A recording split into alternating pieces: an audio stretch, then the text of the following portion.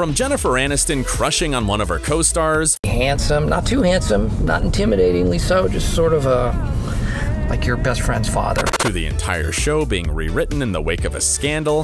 The part you guys never seem to realize is that you don't have the power anymore. The morning show has been eventful behind the scenes, but what is it really like working on the critically acclaimed series?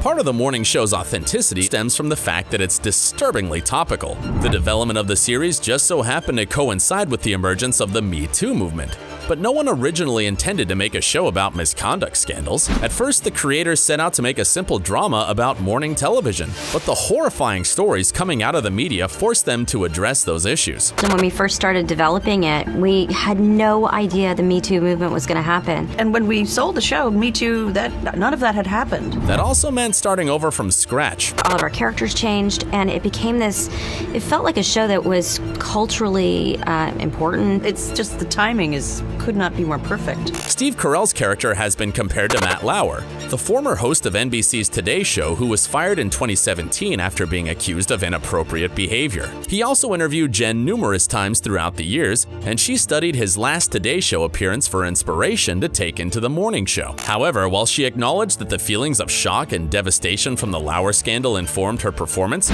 she insisted that Mitch Kessler wasn't based on him. He is the archetype for those, unfortunately, many men who there was more than just Matt. At the same time, the actress did admit that the similarities between Matt and Mitch are undeniable. But Carell looks like Matt Lauer a bit, doesn't he? There is an uncanny resemblance. It really is. That's why people are going to say that. Yeah, but it's not. The morning show's Me Too commentary has been praised, but there has been some blowback.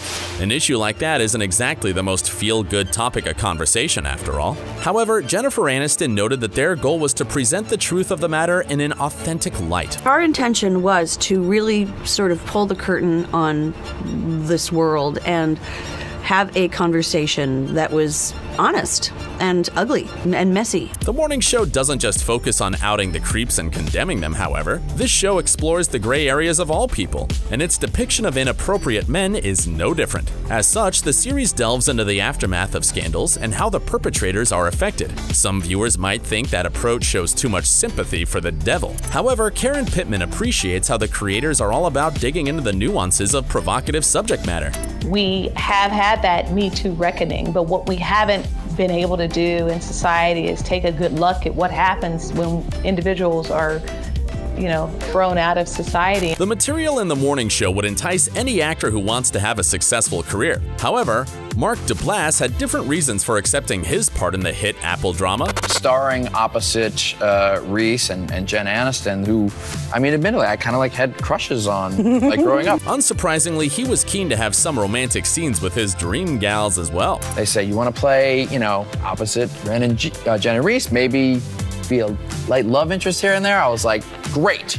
But it didn't take long until Mark encountered their wrath. Jen and Reese were only gentle at the beginning, but as the working days pressed ahead, they yelled at poor Mark for no good reason. We talk about our feelings, we go on set, they yell at me for 12 and a half hours. I go home and tell my wife, I'm not sure this is healthy for me.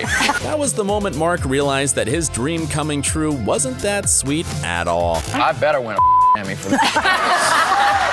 Mark wasn't the only person who was crushing on his co-stars, though. Steve Carell and Jennifer Aniston might have worked with each other in Bruce Almighty. I do the cha-cha like a sissy girl. But Jen saw the actor in a whole new light when they paired up for the morning show. That's because Steve had aged like a fine wine, and Jen and the rest of the gals developed the hots for him. Here's what Jen had to say on the matter in an interview with People magazine. He's like a silver fox now, and he just came in and no one expected, Everybody was so cute and he's so shy and fantastic.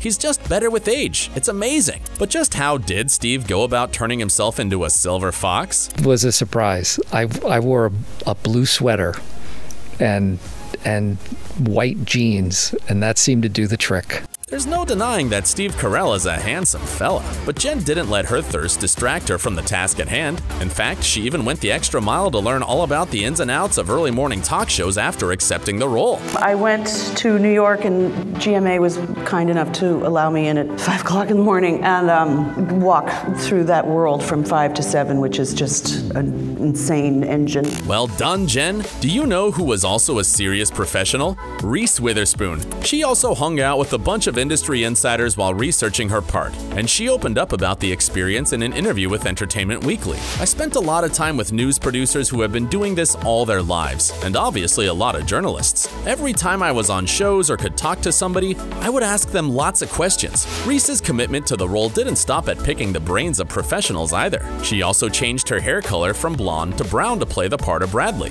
According to Reese, she wanted a change after Big Little Lies, hence the new hairdo. Plus, she felt that brown made Bradley seem more low maintenance, which suits the character. The hard work and changes certainly paid off, as Jen and Reese play very convincing and realistic characters in the morning show. Mark Duplass, on the other hand, tends to be more laid back when it comes to playing his character. In fact, he doesn't even memorize his script, as he feels the dialogue sounds more natural when it comes from his lapsed memory. But his colleagues support his methods, and it's led to some captivating television. When I'm with Jen and the scenes between the two of us, we tend to do some improvising and some extemporaneous stuff to keep it fresh. Other cast members had to make some huge sacrifices to land a part in the hot Apple TV Plus series. For Hassan Minhaj, it meant missing a major family event. And I came in and I auditioned during my sister's wedding, true story, and they cast me in the show. And it was really, really fun to shoot it during the pandemic. Despite the bleak nature of the storytelling in the morning show, the cast have a great time working together. Whenever we saw each other, we'd have a coffee or or we just have a squeal and just be like, how are you doing and what's going on in your world? Hopefully that clears up any silly rumors of them feuding with each other behind the scenes. It sounds like Jen and Reese are as close as sisters in real life. Maybe that's why they played siblings and friends all those years ago. Oh my God, Jill! Oh my God, Rachel! Their colleagues love being around them too. While speaking to US Weekly, Karen Pittman explained why Jen and Reese are such a joy to work with. They give you a hug.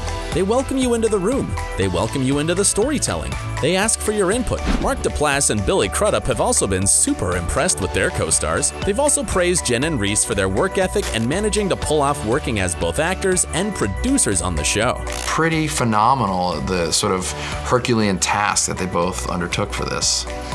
It's badass. No matter how great Jen, Reese, and the rest of the morning show gang are at their jobs though, making season 2 during the pandemic was always going to be an uphill battle. In an interview with Harper's Bazaar, Jennifer Aniston explained that the COVID protocols meant that their workloads were even greater due to all of the precautions they had to take. Unfortunately, that also meant that the cast and crew couldn't show too much affection towards each other. I didn't see my crew members' faces, and we couldn't say good morning with a hug. We couldn't say goodbye with a hug. We're all a very loving, tactile group of people, and it was strange. Fortunately, they managed to get the job done and produce another great season of television. Thanks for watching our behind-the-scenes insights into the morning show. What are your thoughts on the series?